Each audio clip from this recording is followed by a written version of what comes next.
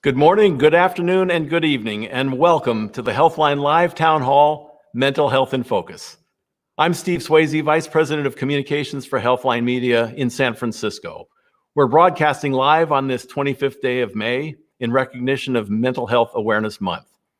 A recent Healthline survey found that 75% of Americans claim an increase in stress, anxiety, isolation, and/or loneliness over the past year. 1 in 5 of us lives with a mental health condition.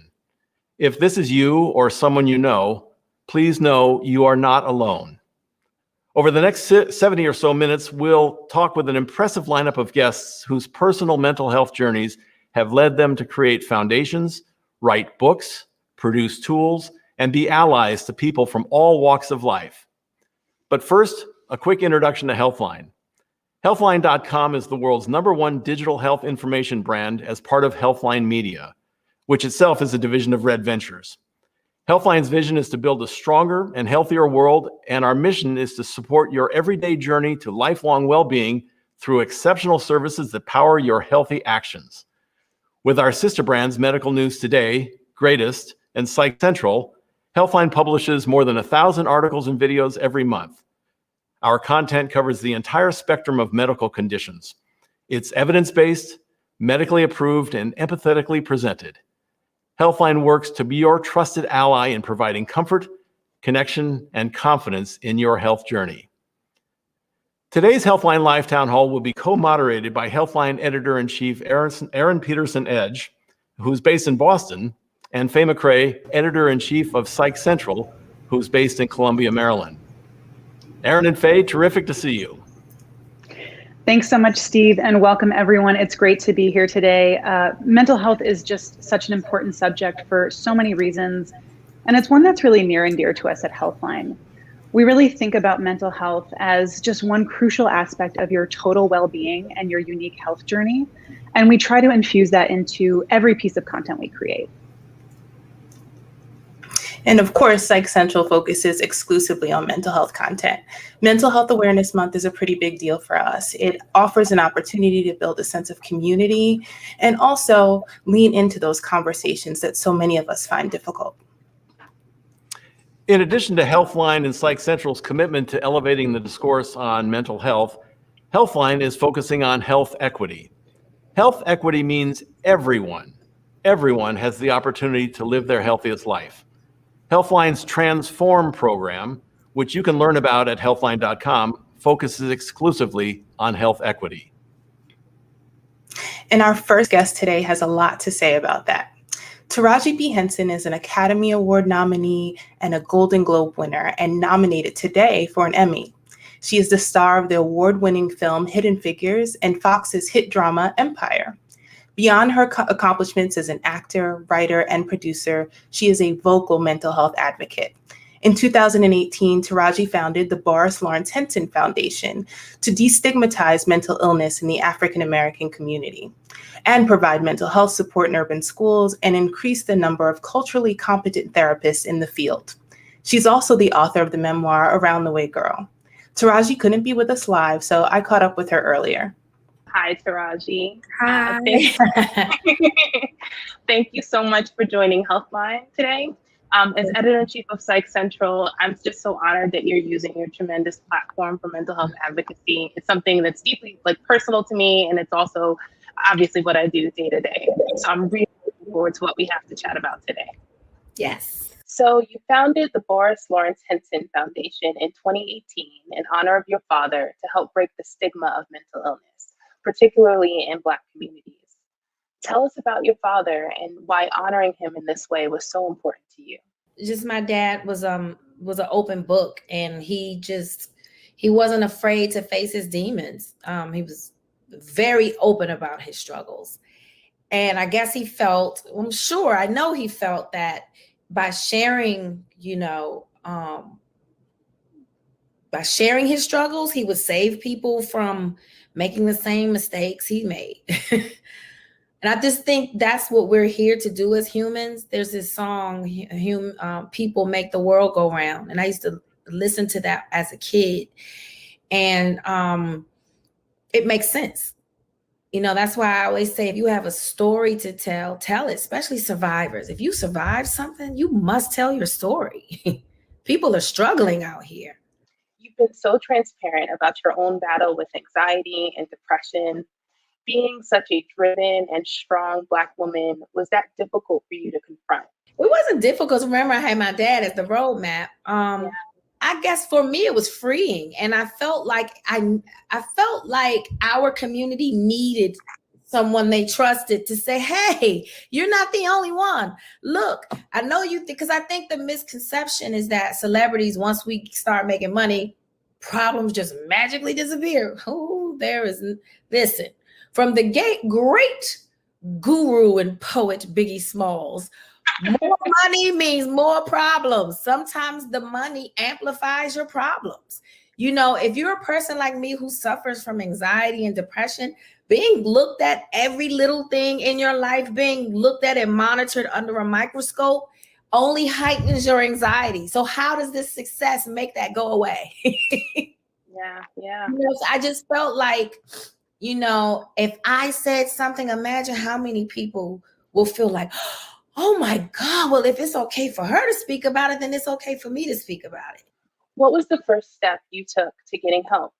And did you face any stigma? Finding the perfect therapist. Finding the therapist that's right for me. And you got to remember, therapy, you have to look at that like relationships.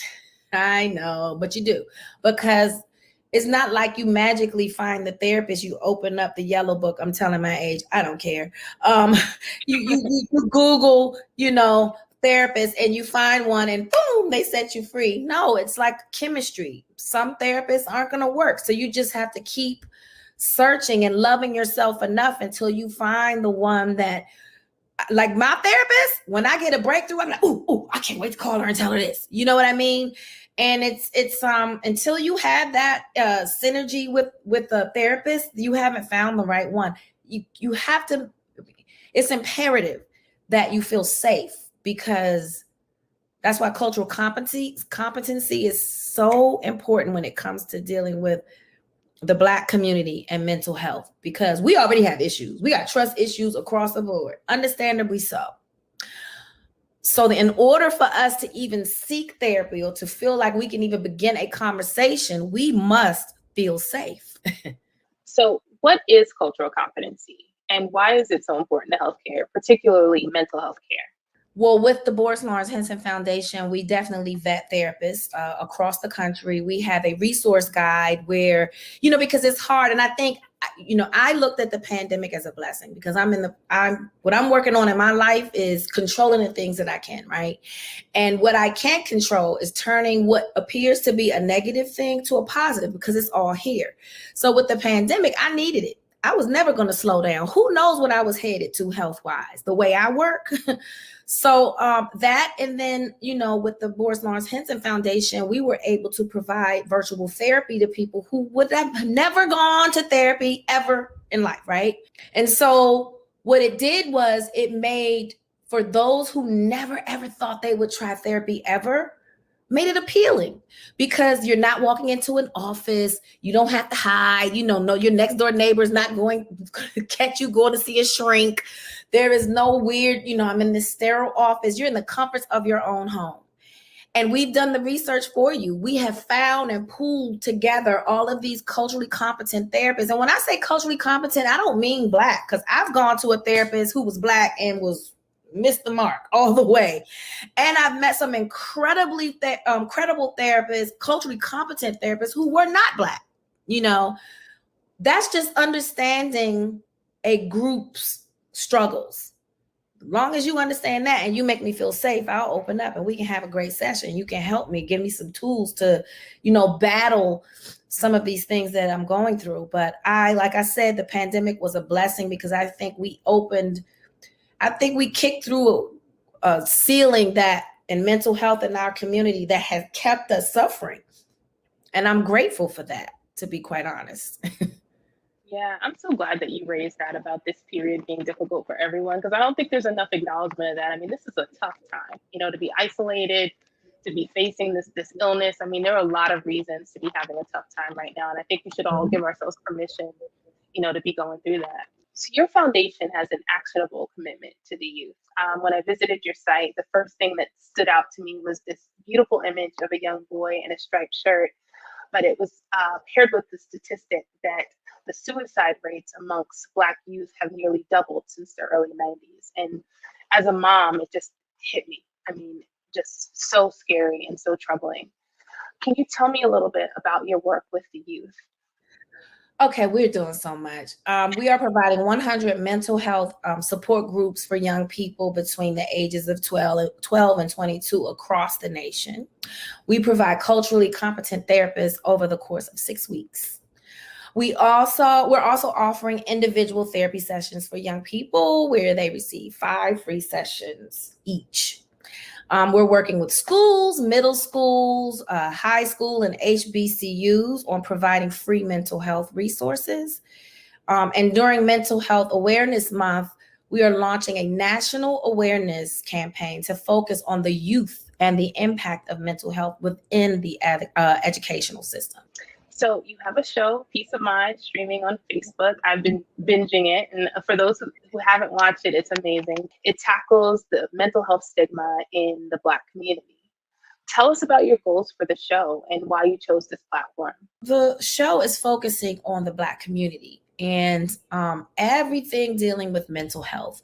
And what we started to notice is we don't know the lingo. We don't know the definitions. We don't know the words. So it's giving the audience an insight to what these words and these terminology, what they really mean and what it looks like. So informational. I learned so much. Mental health education is such an important piece of it. I know in my current role, I feel like I'm just learning so much, and it's so important to have the right terminology to describe how you're feeling, how your family's feeling. So it is so important. So just tell me a little bit more about what's next for you with your advocacy work. Okay, well, we're going to continue to normalize this conversation. We're going to continue to eradicate the stigma. We want to break down the walls of what strength looks like, because I think, the facade of what strength looks like, especially for my people, for our people, for the Black community, because we've had to be so strong. And what I want us to know is that strength is in the vulnerability. Strength, there is so much strength that comes from, I don't know how to do this, or I'm scared, or you know what, I just don't feel like it today. That's strength, because you had the strength to speak your truth. Strength is in the vulnerability. Strength is in, I just wanted to say it again, it's the vulnerability. That's Yes. Taraji, thank you so much for joining Healthline today. As a mental health advocate in my current role, I am just so humbled that you're using your platform in this tremendous way. So thank you for being here. Thank you, you as well. God bless you all and all the work that it takes a village. It takes all of us. So thank you. Let's continue to have these conversations. Yeah, absolutely. Thanks so much, Faye. That was such a powerful discussion. And I love what she said at the end about it takes a village. We all need that village of support in managing our mental health. So next up, if you watch ABC News, you'll definitely recognize our next guest. Dr. Jennifer Ashton is a physician, an author, and the chief medical correspondent for ABC News and Good Morning America. She received her medical degree from Columbia University College of Physicians and Surgeons, and her postgraduate training in women's health and surgery at St. Luke's Roosevelt Hospital Center in New York City. She's the author of 6 books, including The Self-Care Solution and The New Normal, a roadmap to resilience in the pandemic era. Her book, Life After Suicide, chronicles her own healing journey in the wake of her ex-husband's death by suicide in 2017. Dr. Ashton joins us live today from Englewood, New Jersey. Dr. Ashton, welcome to Healthline. Thanks for having me. It's so good to be with you guys. Well, it's great to see you. And so I want to just jump right in. As chief medical correspondent for ABC News, you have spent much of the last 15 months or so helping people to make sense of COVID-19. And I'm curious, what are some of the most surprising things you've learned in covering the pandemic? Well, I've learned a lot. And first of all, as a doctor and a physician, I always say a scientific mind is an open mind and it's a curious mind. So it's one of the things that I consider to be a blessing thing about my careers as a practicing doctor and also as the chief medical correspondent for ABC is that I learn every single day. And in the last 15, 16 months, I think what I've learned is that aside from this pandemic, it's so complex and multifaceted. There are so many different angles to it. And of course, it's a medical and public health and scientific story and crisis, but I think it's also a story about communication. And I learned that, you can't communicate medical or scientific facts without addressing the spirit, the psychology, emotions. I think I knew that very much as a practicing doctor. I knew it intuitively because I've been in practice for 16 years and I have, I think, 4,000 patients now that I still continue to take care of.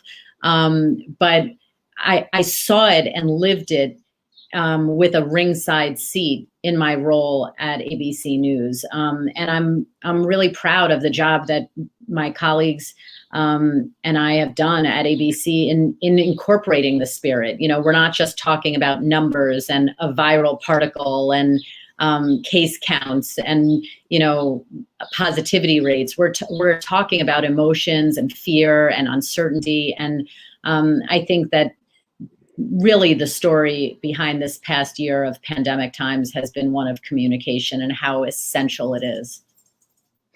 100%. And I think that holistic approach is so important. And to that point, what has it been like for you personally? You're a physician and a journalist, and you can't really press pause on the newsfeed. You can't really take a break from the pandemic. And so how do you cope with that burnout and that emotional toll that it can take? I'm tired. Actually. I realized pretty quickly actually that it was the most physically and psychologically and intellectually stressful experience I've ever been through. And I felt and continue to feel a massive sense of responsibility, not just for my friends and colleagues who I consider to be my work family, but the millions and millions of people who watch us on ABC News every single day and listen to us on all our platforms.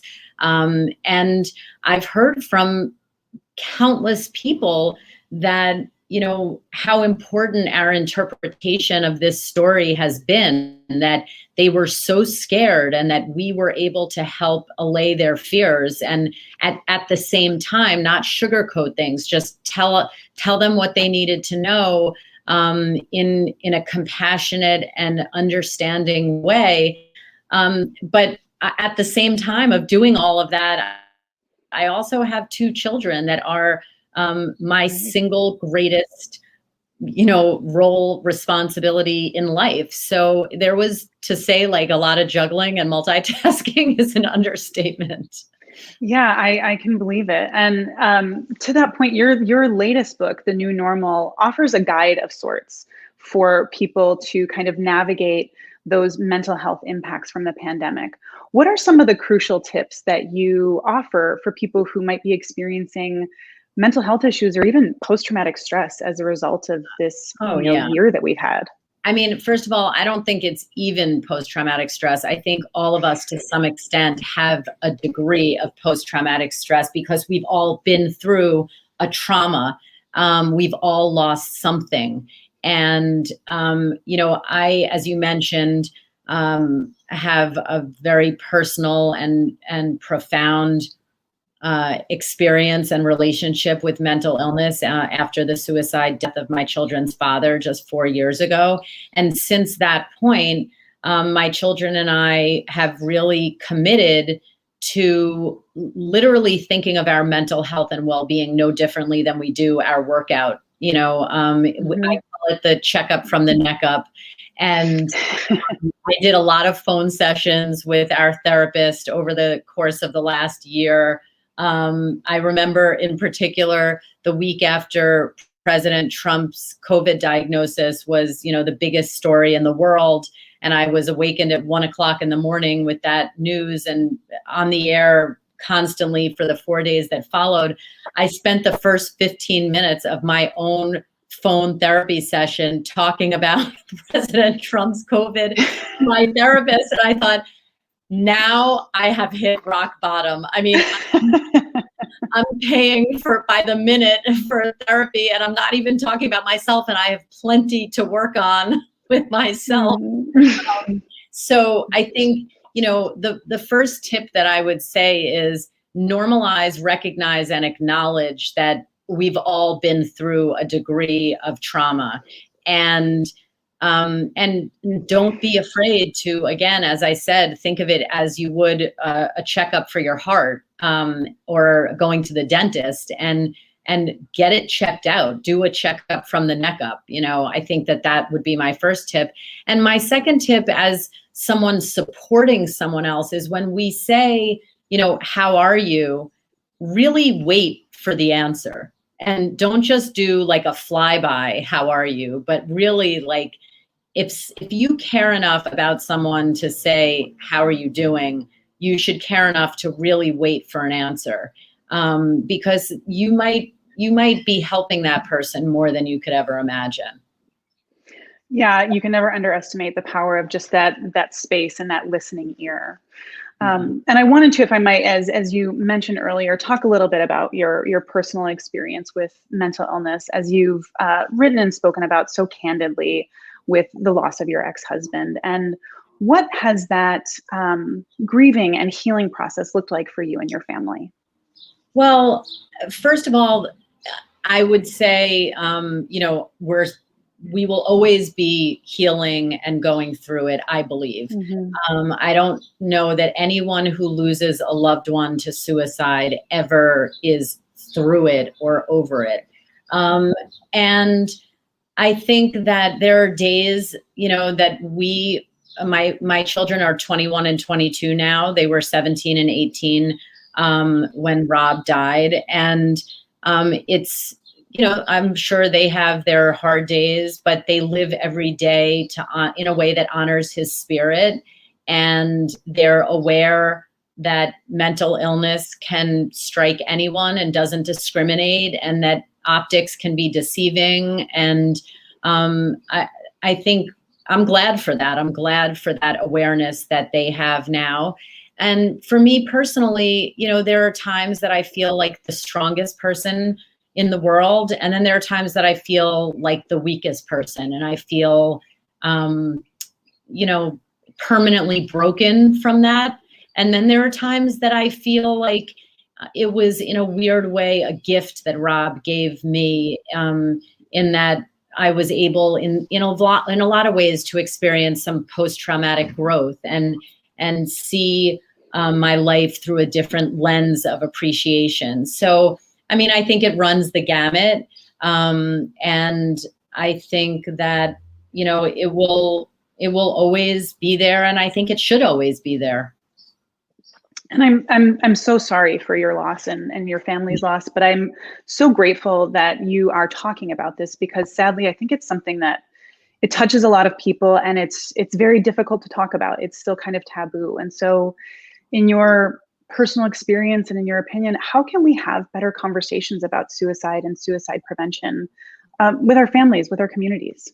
Well, I think the first way, I think it is slowly getting better, because unfortunately it's become such a pervasive epidemic, really, that it's affecting so many people. So I think that is one bit of encouraging news. But I think, something that I've said many times, both on the air and privately, is that, when we raise children, we teach them from a very early age how to dial 911 if they see a fire or if someone collapses and needs an ambulance. And I really believe that we should be teaching our children at the same age the 1-800-273-TALK lifeline number, or the 741-741 text lifeline number. And I believe that we should be teaching them, certain lines, like, no matter how bad things may seem, no matter how much pain you're in, there's always hope. There's always help. You're never alone. Things will get better.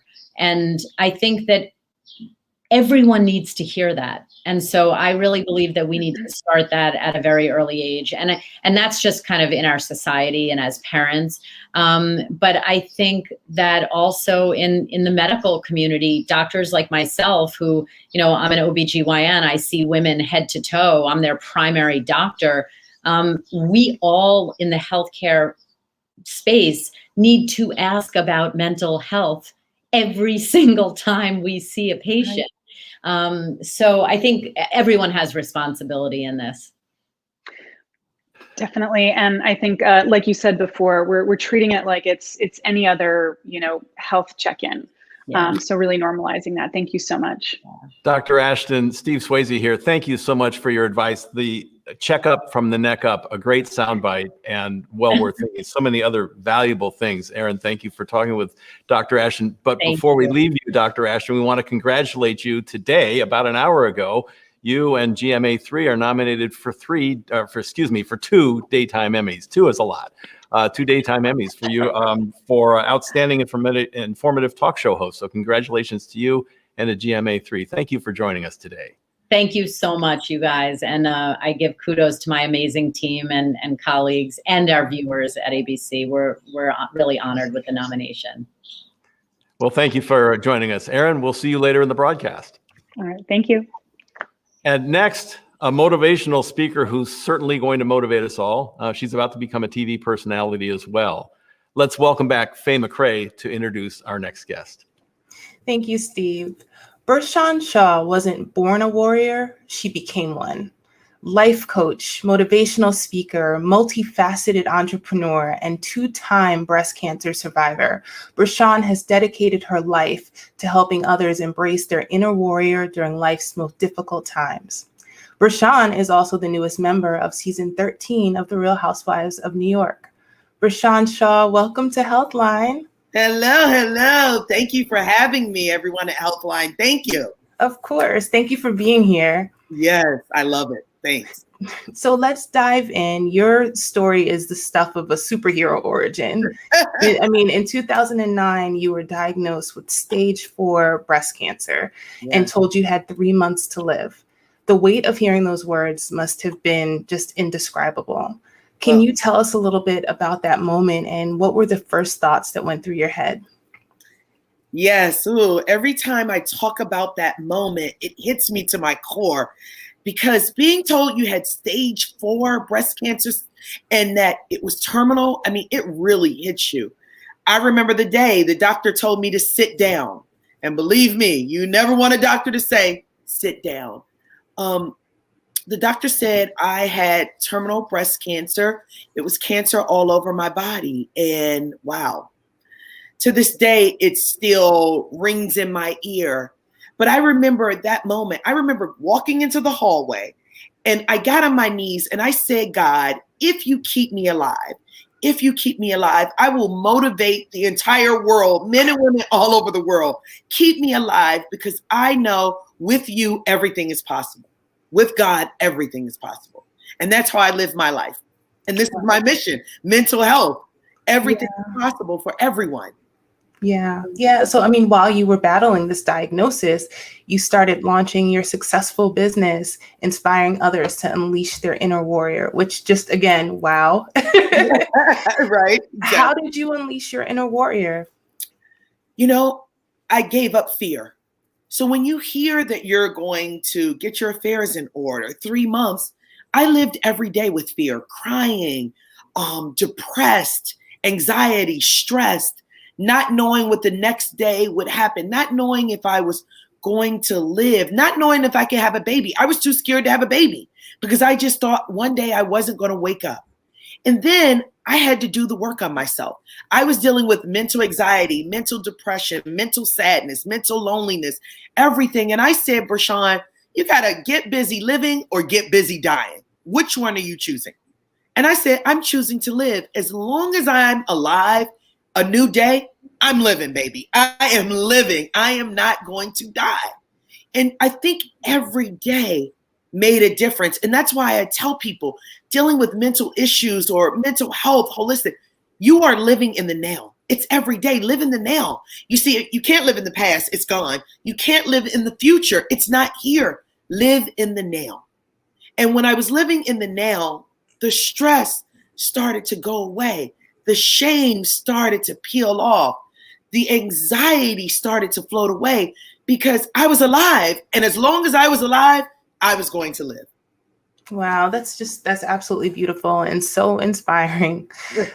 So in addition to joining the Real Housewives of New York this year and running your incredible business and hosting your podcast, Buckle Up for Sean, you're also launching a mental and emotional wellness app called You Are a Warrior later this year. Can you tell us about your app and what can we expect? Oh, the app is my baby. I started this app during COVID. Because, interesting, I heard Elon Musk say in an article, I'm at the top of my game. I'm one of the richest men in the world, and I'm lonely and depressed. My nephew came to me at 30 years old and said, can I talk to you? You coach and motivate people. You've been dealing with mental health. I'm dealing with it. I'm embarrassed. I don't want to talk about it, but it brought tears to my eyes. And then my next door neighbor committed suicide. And I said, it's time. Let me, Bershawn, be the leader and start a mental health app for support where we can socialize, social networking, peer-to-peer support, experts, coaches, not just about me, about really saving the world, saving us. Brown and Black people, I know we deal with mental health. My brother did. My mother did. We were all ashamed. No one wants to say it. It's like, shh, don't say anything, or you don't want to talk about it. Your old aunt who's in the back, don't say anything. We never wanted to deal with it. We never wanted to get a therapist. We never wanted to get a coach. So I'm here, my money where my mouth is, building the app, You Are a Warrior. Please sign up, www.youarewarrior.com for support. It's a one-stop shop. You can express yourself, challenges, quizzes, journal, chat rooms, everything for you. Yeah, and that's the letter U and R, right? Just so everybody's clear. Yeah, because everyone, you're right. So it's a hip way to spell it. So the letter is www. Is that the letter U, the letter R, the letter A, warrior, WARRIOR.com. Yes. Yeah, that's such a service because I found even in my current role that community is just so important, to destigmatizing mental health, and you using your platform and talking here today. I mean, all of that gets us one step closer. So thank you so much for that. Oh, yeah. Oh, my God. Its community is so huge. And what I realized is that when I would speak in front of crowds of 2,000 or 3,000, or I would coach or go on TV, someone would walk up to me and say, I have AIDS, or I'm dealing with being gay and never spoke about it, or I have huge depression issues. Sometimes I don't go to work, or I'm afraid to be on medicine. People tell you their secrets, and they tell you because they just want someone to express themselves and talk to. They want someone to tell it and share their stories. So this will be right in their home, like Taraji said, right in your home on your app. That is amazing. That's amazing. So you've spoken so much about affirmations and journals and exercise as being really important to managing your treatment. Can you tell us about those practices? And during treatment and now, with all of the exciting, amazing things you have going on, how do you manage it? Oh my gosh, let me tell you, work-life harmony. I don't say balance because sometimes it's not 50-50, right? Harmony. But I have a regimen. I do the work. Every morning I wake up, I go right to my candles. Well, go to my candles. I light them. And I have a manifestation candle, a money candle, a success, a love candle, a family candle, a peace candle. I light them every morning. And I do affirmations every morning, affirming that I am alive, I'm healthy, I want to spread love, give love, and then I go reading something positive, a scripture, something motivational, my book, Unstoppable Warrior Woman. I have quotes. I do the work. And then everything that helped me live is affirmations, manifestations, exercising, doing the work, meaning taking action. I don't care what you do. Don't stay stuck. Whatever your dreams or goals are, don't stay stuck. Do the work. Put in SMART goals. That's what I tell people. You have to do the work. And I changed my diet. You do those 5 things, baby, you are on a roll to success. I mean, it changes mind, body, spirit. And everything's connected. Mind, body, spirit. Wow, that's absolutely beautiful. And what a beautiful way to wake up surrounded by candles and affirmations. I mean, you could face anything if you wake up with that level of peace. Yeah, I do it every day. And people are like, because I move, I have a lot, I'm a workaholic. So I do a lot. I coach people. I have the app. I love speaking. I help people. I travel so much. But in order to do all of that, you have to stay grounded. If you're not grounded, you can't help anyone else. I used to be like, here, this and that. Nope. My candles, my affirmations, my manifestation, and something positive. I put an hour into that every morning. I'm telling you, the audience, have a regiment, do the work. You will change your life. You heard that. Do the work. I'm going to remember that. Baby. Do the work. Yes. Yeah, well, Prashant, thank you so much again for being here today and sharing your insights and your amazing stories. Buy her book, go check out her app. All of it is such an amazing service to the mental health community. So thank you. And I cannot wait to see you on The Real Housewives of New York. Oh, yes. You're going to have some entertainment. Please, everyone, follow my social, Bershawn Shaw. And you spell it Bershan. Everyone spells it wrong, Shaw.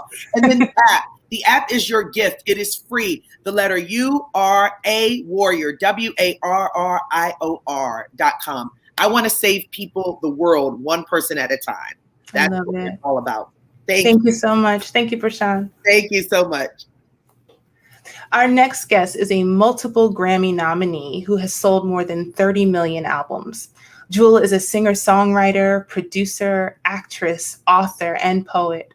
Moreover, Jewel is a mental health and mindfulness advocate whose New York Times bestselling memoir, Never Broken, chronicles how hard work, grit, and grace enabled her to heal from the extreme circumstances of her youth. Through her Never Broken program in Inspiring Children Foundation, she is helping revolutionize mental health for at-risk youth. Jewel had a conflict for our live broadcast, but Steve Swayze caught up with her earlier in this interview. Well, thank you for joining Healthline today. You are a recording artist with terrific success, 30 million albums sold, 4 Grammy nominations, and your fans know you for wonderful and uplifting music. And a lot of us know you also for your work with mental health. You've got a free site, Jewel Never Broken, that you launched in 2016. Can you give us a little update on this and how it's going? Yeah, thank you. I started Jewel Never Broken as an extension of our youth foundation. I moved out when I was quite young. I moved out on my own when I was 15, and I was raised in an abusive background. And I knew that statistically kids like me end up repeating the cycle. But it was quite depressing to think at 15 that my life was maybe over, in the sense that I was programmed. I was raised with an emotional language, and how would I learn a new emotional language? If my dad was raised in an abusive environment, and then he raised me in an abusive environment, what was my hope of being able to change that?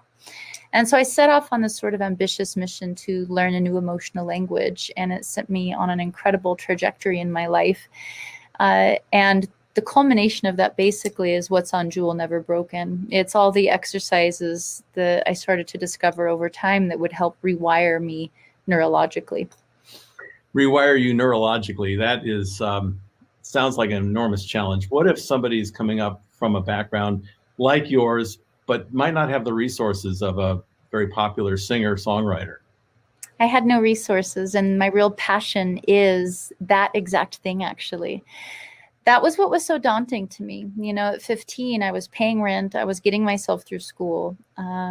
It was very daunting. I didn't have therapists. I didn't have family structures. I became homeless when I was 18. No therapist, no family structures. I was shoplifting. I was becoming agoraphobic, and I was having panic attacks. And I realized I would die or end up in jail if I didn't figure something out. And so all the tools that I began to develop were through self-exploration. It was me just not killing myself and going, all right, I'm not going to die. I'm not going to kill myself. I'm going to do something different today as an experiment than I did yesterday. I'm going to take notes. And I took very good notes. And through a lot of observation, a lot of curiosity, I began to see patterns and find practicable ways to build new patterns. And that's all neuroplasticity. Well, it's not what neuroplasticity is, but it's what practice lets you do. Lets you take advantage of the fact that our brains are incredibly adaptable. And just because you learned patterns doesn't mean you can't learn different ones. And you don't have to have some fancy support systems. You just have to commit to trying something new and not giving up. You had a very strong sense of yourself. What about somebody who might need more of an ally? You seem to have been able to do it very well on your own through journaling and being self-aware. How much did allies come into your realm? You know, for kids with my background, they might relate, but adults weren't people I considered safe. I didn't consider anybody safe. I wouldn't even reach out to friends. I didn't have friends. I was a really isolated young woman by the time I ended up homeless. I ended up homeless because I wouldn't have sex with the boss. Started living in my car, and then my car got stolen. And learning to survive meant my safety meant being alone. That's what I equated safety as. I'm not saying it's the best survival tool. It just is what I was. And so the things I developed had a lot to do through internal exploration. And again, when I founded my youth organization about 18 years ago, we started our foundation, Inspiring Children. My interest was seeing if these exercises that I kind of invented and developed for myself, if they could work for other people, whether they had therapy or not, whether they had helpful family structures or not. And the answer is yes. There is so much hope. There is so much you can do, whether or not you have traditional support structures. You can learn to be there for yourself. If you just promise that you won't quit trying, and it isn't overnight, but it does work. And I've seen it work not only for myself, but for so many kids that have gone from multiple suicide attempts to incredibly happy. You get to see what it looks like on the other side of suicidal ideation. So there's tons of hope. Allies are great. I hope everybody has family that helps them. But if you don't, fear not. There is a ton of hope for you. Well, you're an inspiration to provide that hope to children at risk. And you mentioned the Inspiring Children Foundation. I learned about your Live from San Quentin. I read it wrong. I had an album when I was younger, Johnny Cash Live from San Quentin, and I saw that you did something live from San Quentin. Then I had to reread it. No, it's Live from San Quarantine from your bedroom in March. Can you tell us about that project? You raised about $500,000 for the foundation, right? Yes, so our youth foundation takes at-risk youth of all types and backgrounds, and we teach them entrepreneurial skills. We teach them this mindfulness toolkit that I developed and tennis. And it was very difficult, as it is for a lot of foundations, to have raised money during COVID. And we had a tremendous influx of need. You know, over 90% of our parents, of our children's families, lost their job in the first 2 weeks of the pandemic. It was incredibly difficult to keep our lights on. And so we decided to do a virtual concert, and just out of humor, I called it Live from San Quarantine, because COVID sort of, and quarantine was the new prison, as it were, for the modern age. Very clever. Well, you use your celebrity to great effect to help people. What about somebody who's not a celebrity, who's an everyday worker, making the rent, making the mortgage payments, putting food on the table? What can they do to help someone with a mental health condition? Oh my gosh, it doesn't take being a celebrity. In fact, celebrity is a terrible indicator of mental health. The stats for people who are in the public eye for suicide and drug abuse and depression are incredibly high. So probably better that you're not. You know, the thing about mental health is it's an equal opportunist. It doesn't discriminate. It doesn't care if you're wealthy, in charge of a great company, if you quote unquote have it all, or if you have nothing. It really is something that can affect everybody. And we all have a mind. And for some reason, we're not all taught what to do with it. We're not all taught what to do with our emotions. We're taught dental hygiene, for instance, but we're not taught good emotional hygiene or mental health hygiene. And so everybody can help. You can help yourself by starting to look into what is self-care and what things work for me, and begin experimenting. And if you don't feel better, keep experimenting, because you just haven't quite found that right tool for you yet. And supporting people with mental health issues, a lot of time I like to tell people connection cures.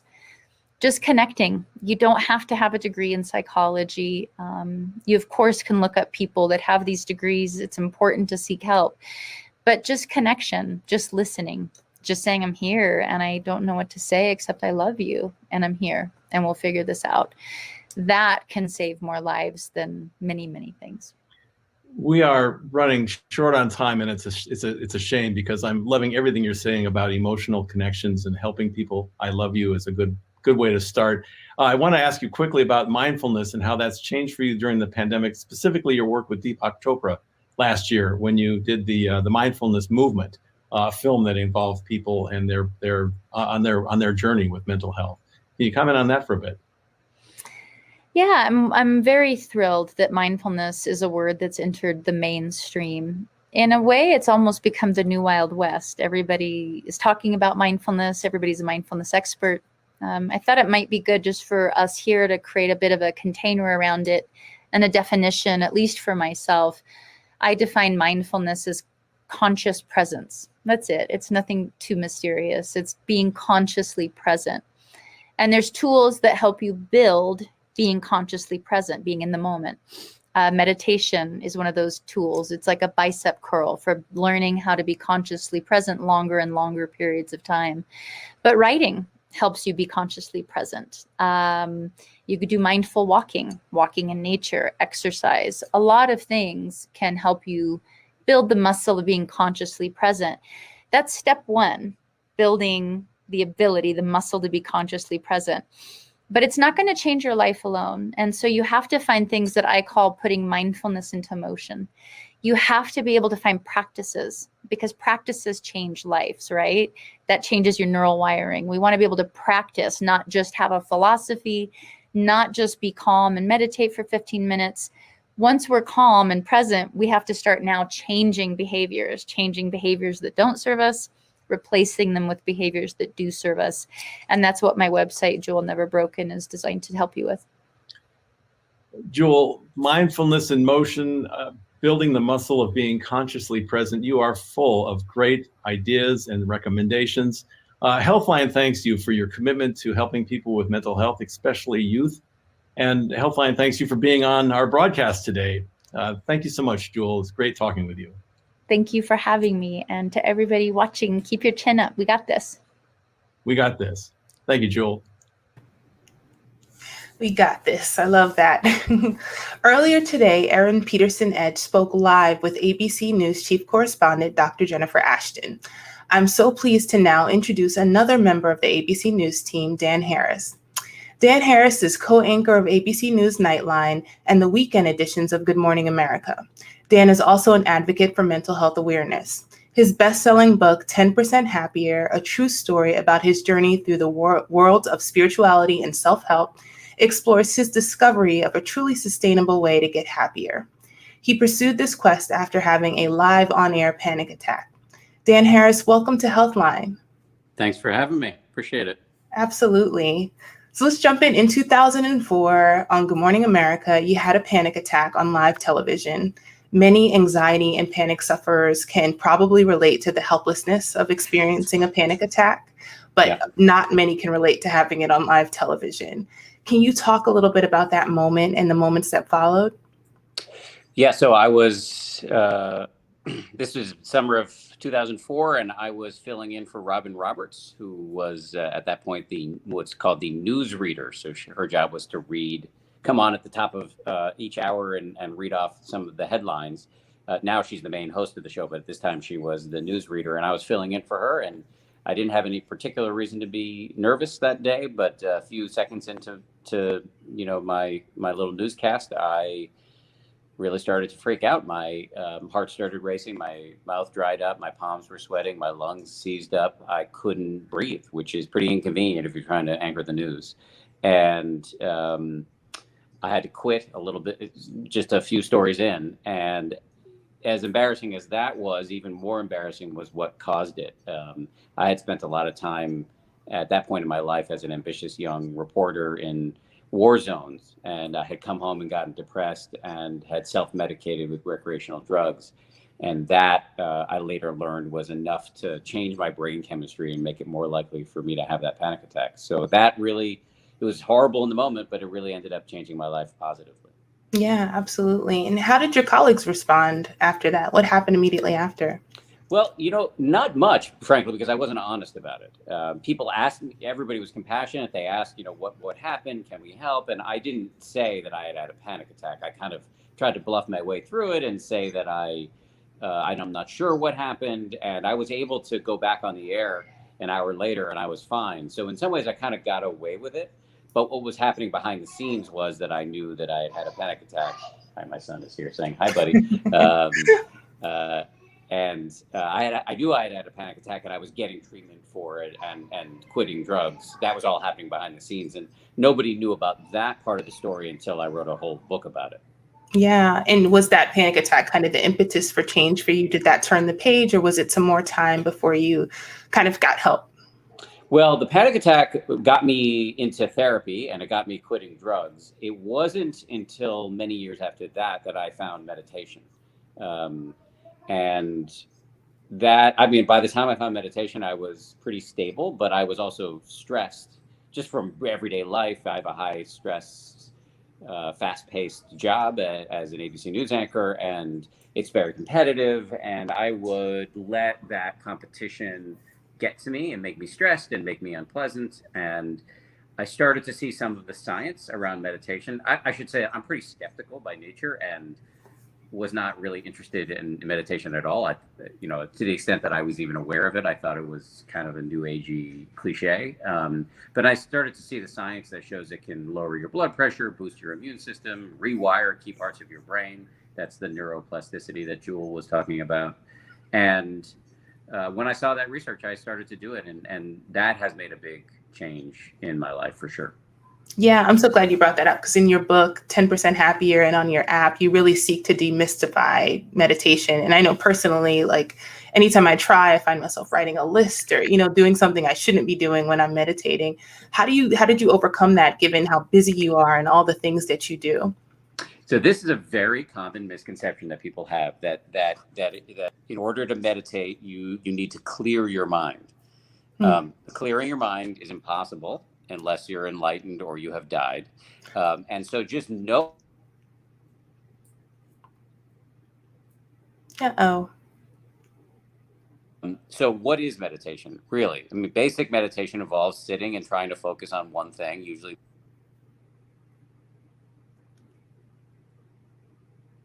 doesn't fall. You don't have to manipulate it. You just breathe. You notice how it feels to be breathing. And then your mind is going to come in with all sorts of interruptions. You, as you said, you'll be making lists. You'll be planning some expletive-filled speech you're going to deliver to your boss. You're going to be having random thoughts about what's for lunch, where do gerbils run wild, blah, blah, blah. That is totally fine.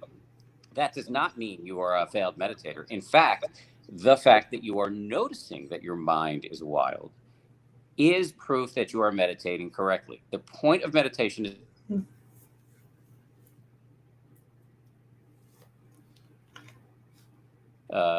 the massage places at the airport. What the point of meditation is to focus your mind for a few nanoseconds at a time. And then when you get distracted, you start again and again and again. And it is the noticing of the distraction that is the money. That is the point. Because once you have more self-awareness, once you have more of a sense of how cacophonous and chaotic all of our minds are, then you are less owned by it. So if you're ambushed by a big bolt of anger in the middle of a conversation with somebody, you might. Well, it looks like we're having some technical issues with Dan. You don't have to get so carried away by boredom that you're eating 2 sleeves of Oreos, et cetera, et cetera. That kind of emotional regulation is invaluable. Yeah. Well, thank you so much for being here today. Thank you so much for your words. The book is 10% Happier. And your comments have been so invaluable to our audience today, Dan. Thank you. Dan, Steve Swayze here. Thank you. And as to all the journalists, thank you for covering the news. We've had a lot during this broadcast, in fact. And we lost a little bit of your audio when you were speaking, but we got the gist of it. And 10% Happier is on our recommended list at Psych Central. We recommend books on our website, which Faye McRae is editor-in-chief of. So Dan Harris, thank you so much for being with us. Thank you. Thanks, Steve. So our next guest is another outstanding musical artist who is also a mental health advocate. To welcome her here again is Erin Peterson Edge.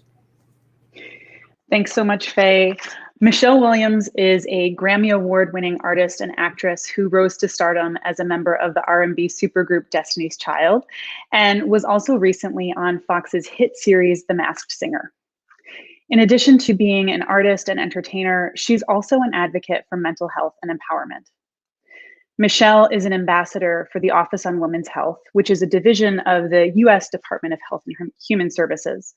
And there, she promotes awareness for optimal physical and mental well-being through a combination of nutrition, exercise, and proper medical care.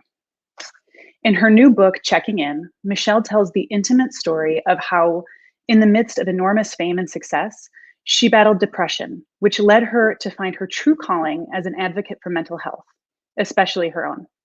Michelle Williams, welcome to Healthline. We're so excited to have you here today. Thank you so much. From what I'd been hearing, these conversations have been powerful. So powerful. We've had some really amazing guests, and I'm so glad that you're here. You are have this amazing career. You are a Grammy-winning artist. You're a Broadway actor, an entrepreneur, and now an author. And so your book, Checking In, How Getting Real About Depression Saved My Life and Can Save Yours, literally just came out today. So can you tell us a little bit about your process in writing this book? Oh, wow. Well, the actual official process, with the book publisher started in 2019. But there were tidbits that I was writing in my journal, even from my hospital stay in 2018.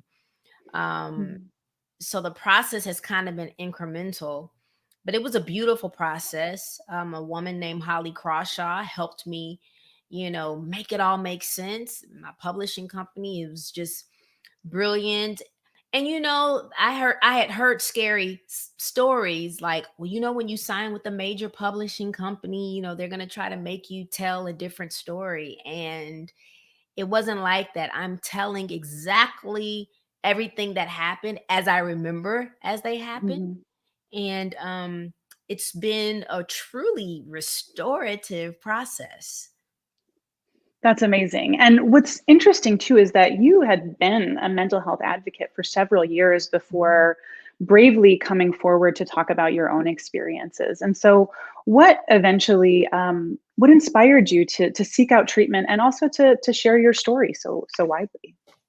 Well, I'll answer backwards. Back in 2012 or 2013, when I was promoting a musical, the Broadway touring show Othello, I was talking to a journalist from the Associated Press, and it was such a beautiful conversation. And somehow it just came out that, I'd been suffering with depression.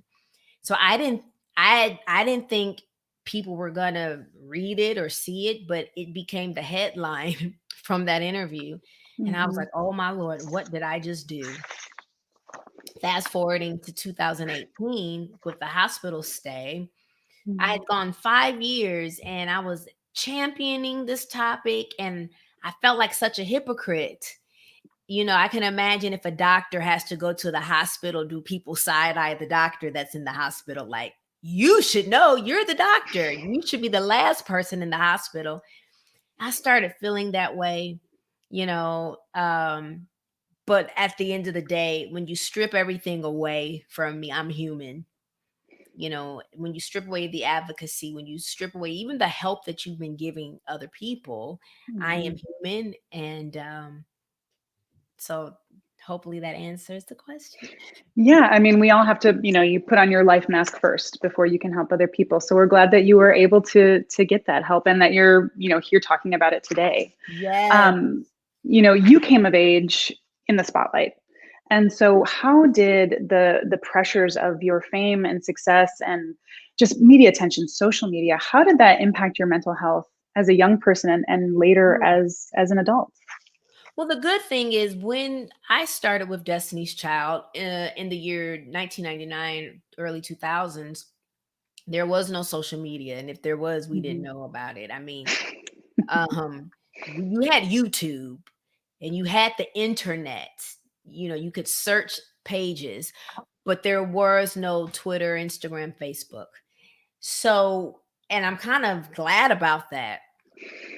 I'm kind of glad about that we were spared what new artists and entertainers have to go through. Now, I have been victim of the whole cyberbullying thing, so I'm not immune to it.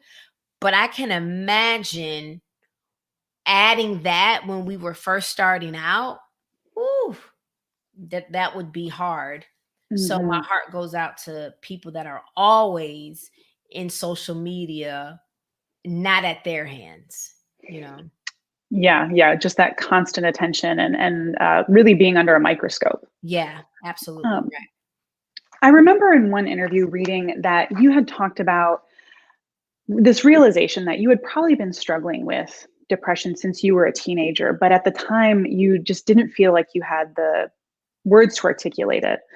And what was that experience like as a young person? How did that show up for you? As a young person, depression showed up for me in isolation, fatigue, loss of interest. My grades were dropping, and I wasn't a 4.0 student, but I also wasn't a 1.5 student either. And as I'm talking about as far as GPA is concerned, my grades dropped, and thankfully I got a mentor. And I kind of briefly, I didn't share everything, but I just asked for a tutor and some help, but I didn't tell them exactly what I was feeling. Because I didn't know, but that's how it started. But I thought maybe I'm just going through puberty. Maybe I'm just going through growing pains. I was like, is this what teenagers, is this what it's like? I'll just roll with it, and then it just followed me. And then I got an official diagnosis in my 30s. Wow. I think that's just so important and so interesting because it's also really relatable. Anxiety, depression, other mental health issues, they don't always show up in the same way or look and feel the same way, or it's not this textbook definition of symptoms. And so based on your experience, what advice or words of wisdom might you offer to other young people who are going through something similar right now?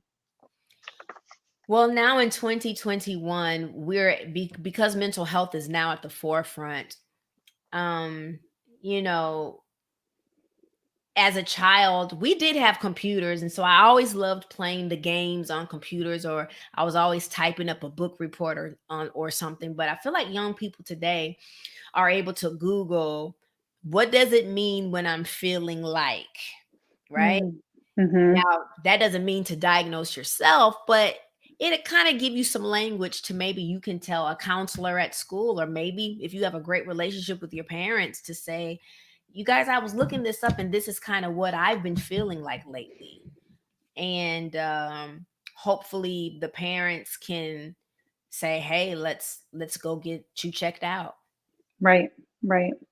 Well, I know you have a really busy day with the book release, but before you go, I wanted to just ask, what else is on the horizon for you with the book, with other projects and your mental health advocacy work, and how can our viewers here today and your fans out there join the conversation? Well, Checking In is out right now. I've been looking on Instagram all day and people are showing me empty shelves. And I'm like, it's kind of good for me, but it's not good for the people who are trying to buy the book. But I'm excited.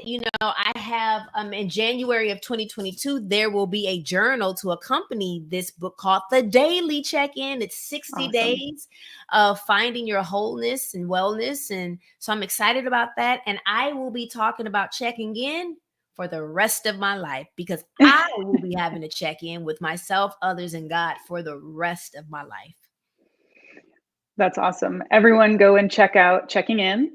And Michelle, it has been so lovely to chat with you today. Thank you again for being here, but also thank you for just everything that you're doing to really normalize this conversation around mental health. Thank y'all so much for your support today. It was great to be in the conversation. All right. Next, I'm going to pass it back to my colleague, Faye McRae, to introduce our next guest. Thank you, Erin. Our final guest today is an entrepreneur, a mother of two, and the daughter of a civil rights leader. Wilma Mae Basta founded Dark Beauty in 2017. Dark Beauty is a well-being and mental health digital platform that helps women of color discover and craft their own unique well-being journey. Through Dark Beauty Healing, the organization gives away free therapy to women of color across the United States. Welcome, Wilma. Hi, how are you? Good. It's always great to talk to you. And you, I know, I love talking to you. I just want to say really quickly, I got my Michelle Williams book Checking In that just arrived today. I pre-ordered it, so I'm excited to get stuck in with that. I got to jump to it. So you worked in PR and fashion for over a decade, and in 2019, you made a pivot and started Dark Beauty. Tell me about your path to Dark Beauty. Well, I originally wanted Dark Beauty to be a place for women of color to find their tribes, their niche tribes. And I wanted to work with consumer brands that didn't really understand how to navigate the world of women of color. They tend to market poorly to women of color, assuming that we are a monolith, that we're all the same.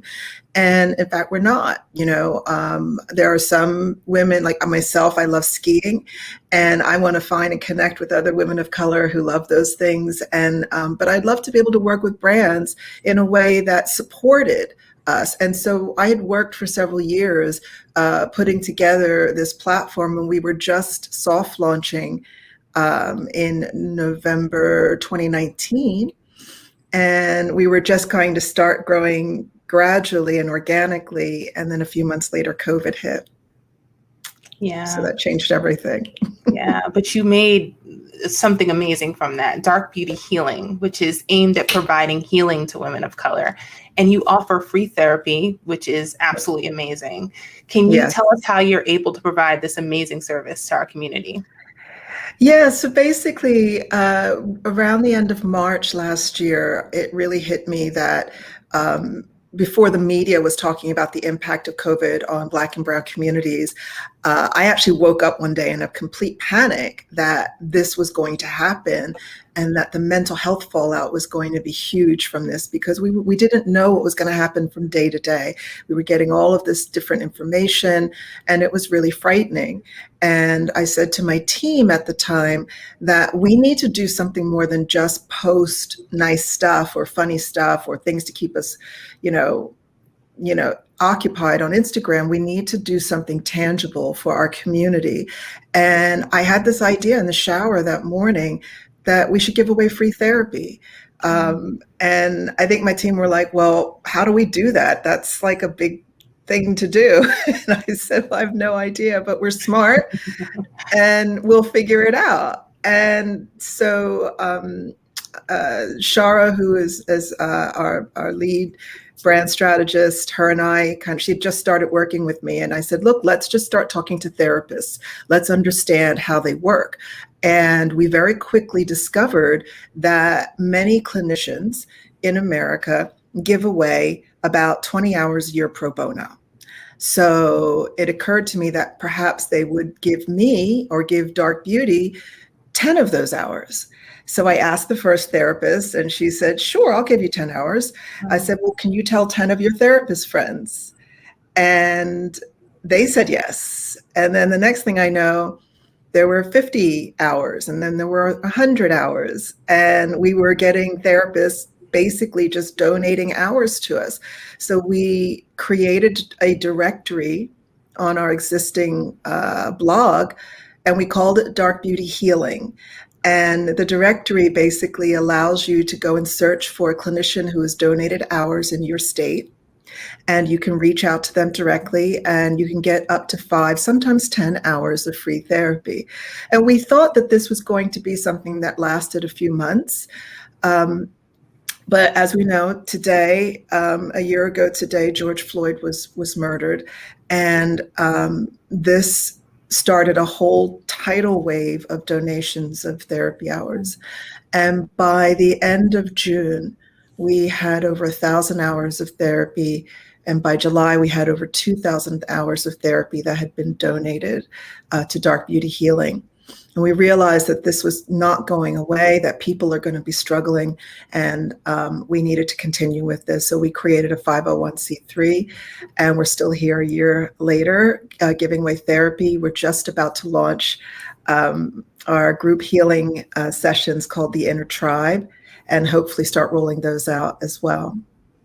That's incredible. And I feel like you don't just arrive at a space like this without being incredibly purpose driven. And I know that you have a deeply personal story around these issues. Can you talk a little bit about your path and your own mental health journey? Sure. Wow. So about 11 years ago, I was diagnosed with severe depression. I didn't know anything about mental health. I didn't know that's what was wrong with me. And I was struggling to kind of figure out how to navigate just my everyday life.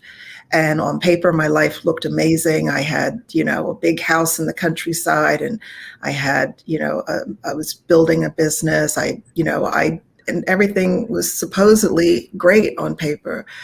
And I couldn't get out of bed one day. I couldn't get out of bed. I'd been crying incessantly. And a friend had talked to the therapist that I just started to see. Like, even that was a strange thing for me. I didn't really think therapy was for me as a Black woman. Like, I thought that was something that white folks did. And, but someone had convinced me, because I was kind of spiraling downwards and downwards. And so on the day that I couldn't get out of bed, this friend the only friend that I could really call, somehow found this therapist who was away on holiday. I still to this day don't know how he found her. I didn't even give him her number. And she said, get her to the Capia. And I didn't even know what the Capia was. And a friend just came down to the hotel I checked into. I had my 2 children with me who were freaked out. And, they got them off to my grandmother, and they took me to the Capia, which was a psychiatric hospital. And I sat down on the side of the bed, and the nurse that was checking me in said, do you feel safe? And I was like, well, looks like a Holiday Inn room. Yeah, I feel safe. But then I realized, it dawned on me, I didn't feel safe in my life. I didn't, this was the first time I actually felt safe, that someone had my back and that I could fall back and someone was going to catch me. And it was this overwhelming feeling, and this dawning of knowledge that I did not feel safe in my life. And I ended up staying in the hospital for 6 weeks. I was the strong Black woman. I was the one that could handle everything. And I thought, well, you know what? Clearly I can't. And everyone's going to know I'm in a psychiatric hospital. So I'm either going to, and I don't feel like I can hold shame. I just couldn't emotionally hold that. There was so much stuff I just had to let go of. So I decided that I would embrace the fact that I was in a psychiatric hospital, and this was my rock bottom, but I was going to start to learn from this. And so when I did come out, I had to really figure out how I was going to rebuild my life and what that was going to look like. And I also started to tell people that that's what happened to me. And it was really amazing, because as soon as I started to share that with folks, they would open up to me about their mental health journey, about their struggles, about the things that they were doing, and that they all of a sudden had permission to talk about it. Because if someone like Wilma ended up in a place like that, then it's not so bad for me, and I can share that. And it became really something that I wanted to normalize. So the more I spoke about it in my life, the more I would normalize it for other people. But this was just a private thing. I had no intention of ever working in the mental health space. And yet that's what has driven where we are right now. And I feel like I have found my purpose. And so it's a really exciting space to be in. Yeah, I feel like that's a running theme today, is how important it is to hear other people's story and how that gives you the permission to tell your own. So thank you so much for sharing that and for all the work that you do.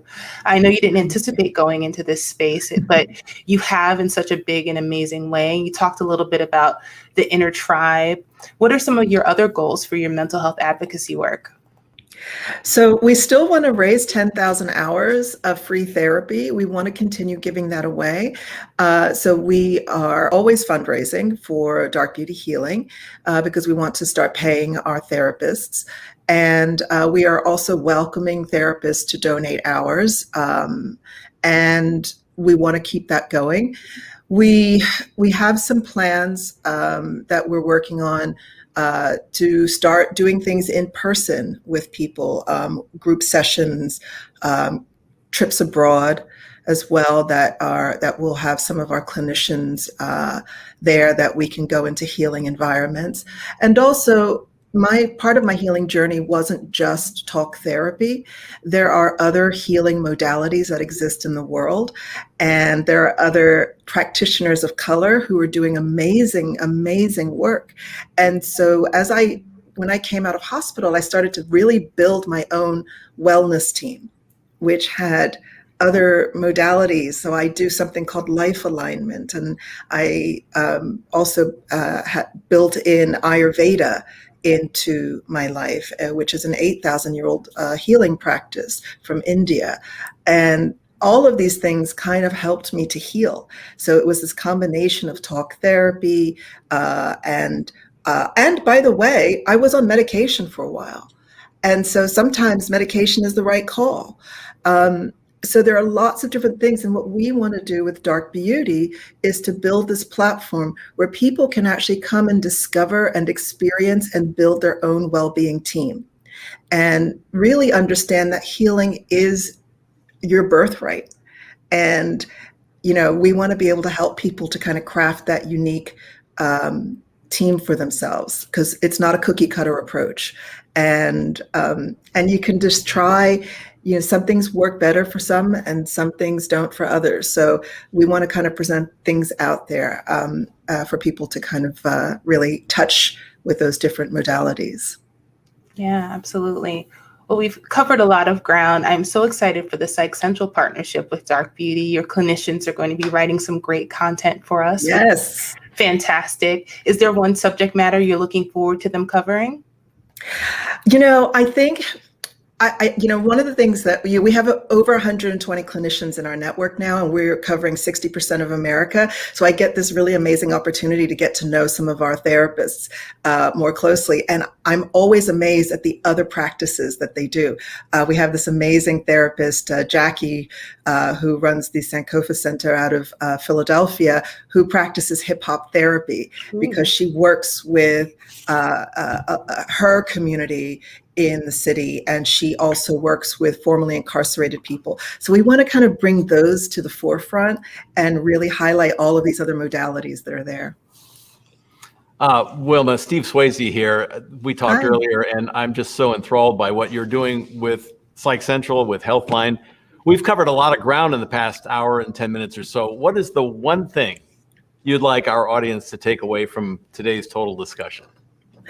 I'd like to remind people that it's okay to heal, and that it's okay to be human, and that there are people out here who are interested and invested in your healing.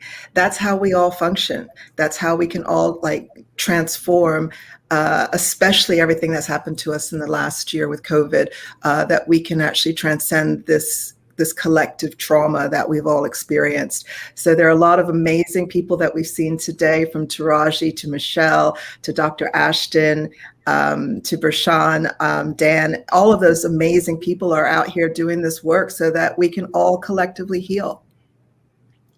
Absolutely. Well, Wilma, thank you so much again for joining us today. I really look forward to our collaboration on Psych Central. Me too. Yeah, you can learn more about Wilma on an upcoming episode of the Psych Central podcast, Inside Mental Health. I can't wait to hear that.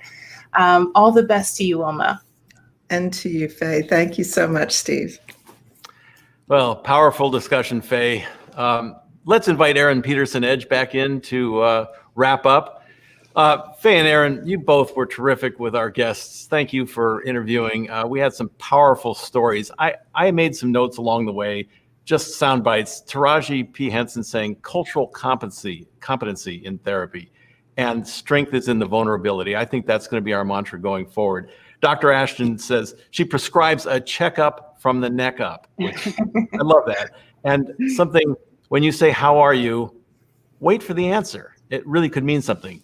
Prashan Shah, don't stay stuck, do the work. That was great energy, Prashan. Emotional language from Jewel. The emotional language does not need to be generational. Those were my interpretation of it. And we just saw Prince Harry say the same thing. You don't have to carry the baggage that your parents and previous generations did. Dan Harris, try meditation. Love that. Michelle Williams, when you strip everything away, you're a human. And Wilma Mae Boston with what she's doing, aligning therapists with people. This is powerful stuff. Yeah, Steve, wow, it's hard to put into words, but this was just such a fantastic conversation and so amazing to hear from everyone today about how they're using their personal experiences to really rewrite the narrative and make tangible change for other people. And so I just, I'm so grateful to have had everyone here today and that Healthline could be a part of that conversation. Mm-hmm. Yeah, there were so many takeaways. Like you said, Steve, I mean, strength is vulnerability. There's no perfection. I mean, just so many things. And I'm just so grateful for this community. I'm so humbled by our guest candor and their honesty. I mean, it was all a real privilege. And I just learned so much and I feel so inspired. Well, if you'd like more information from our talk today, our talks, please log on to Healthline or Psych Central. Healthline is www.healthline.com. And Psych Central is www.psychcentral.com. That's PSYCH. I'm going to channel Prashan Shah here and spell it 3 times. Or follow any of our social media pages. And don't forget to check out Transform. That's Transform Equity at Healthline. A lot of good stuff about health equity. And we'd like to thank each of our guests, Taraji P. Henson, Dr. Jennifer Ashton, Prashan Shah, Jewel, Dan Harris, Michelle Williams, and Wilma Mae Basta for being here today, and also for all of the amazing work that they're doing to increase awareness and access for mental health resources. And we just also like to thank you, our audience, for joining us. Please stay healthy, be well, and remember you are not alone. You are not alone indeed. With Healthline Editor-in-Chief Aaron Peterson Edge and Psych Central Editor-in-Chief Faye McRae, I'm Steve Swayze from Healthline Media, wishing you good morning, good afternoon, and good evening.